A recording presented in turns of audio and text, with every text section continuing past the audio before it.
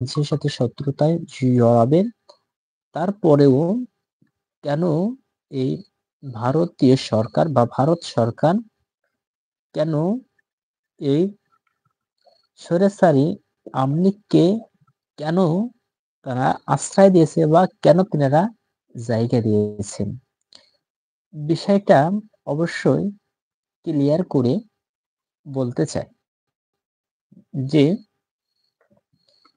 এই শেখ হাসিনা সরকার তিনি ভারত সরকারের কাছে কান্নাকাটি করে যে বাংলাদেশে আমার বাবা খুন হয়েছে, যে বাংলাদেশে আমি থাকলে আমাকেও খুন করতে পারে, এমন চলনময় কান্নাকাটি করে ভারতের কাছে হাত পাও ধরে তিনি ভারতের কাছে আশ্রয় নিয়েছেন এবং ভারত তিনাকে আশ্রয় দিয়ে বাংলাদেশের সঙ্গে সরাসরি শত্রুতায় করছে।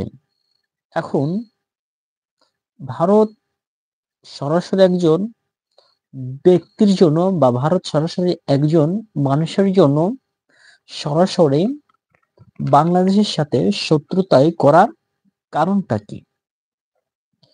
এবং ভারত বারবার পিছনের দরজা থেকে এই আওয়ামী লীগ সরকার এই সরকারকে কেন তিনারা জায়গা দেয় এবং কেন এই স্বৈরাচারী সরকারের পক্ষ কেন বারবার ভারত নিয়েই থাকে?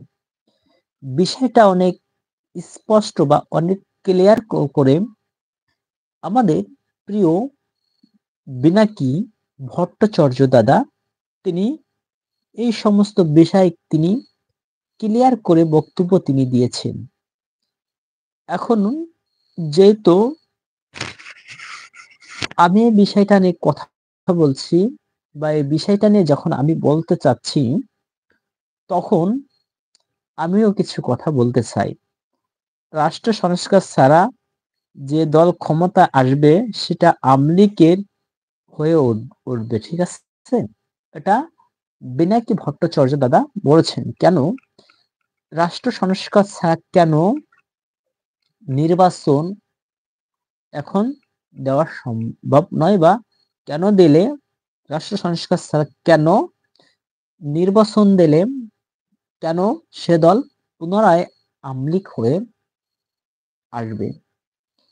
দেখেন, আওয়ামী লীগকে বা এই ফাঁসিবাদী খুনিকে কেন আমাদের সাধারণ মানুষ বা আমাদের দেশের জনগণ কেন ফাঁসিবাদী আওয়ামী লীগকে ক্ষমতা থেকে সরাতে এত কষ্ট বা এত দেরি হয়েছে? এই ফাঁসিবাদী খুনি কি করেছিল? রাষ্ট্র তার নিমন্ত্রণ করার জন্য বা তার হাতে নেওয়ার জন্য সকল আইন শৃঙ্খলা বাহিনীতে তার মন মতন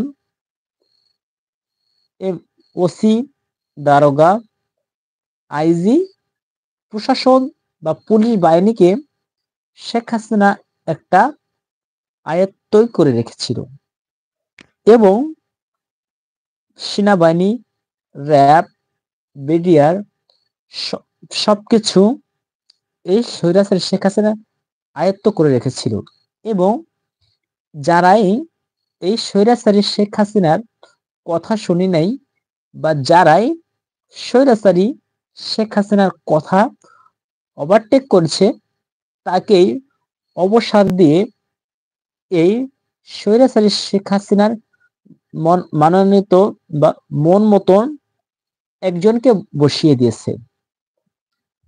এখন যদি রাষ্ট্র সংস্কারটা এমনই হয় যে কোনো প্রশাসনে, কোনো বাহিনীতে, কোনো দলীয় কাউকে চাকরি দেওয়া যাবে না। পুলিশের চাকরি করতে হলে জনগণের গোলাম বা জনগণের সেবক হয়ে চাকরি করতে হবে। যে কোনো বাহিনীতে যদি এভাবে নিয়োজিত হয়, এভাবে দেশটাকে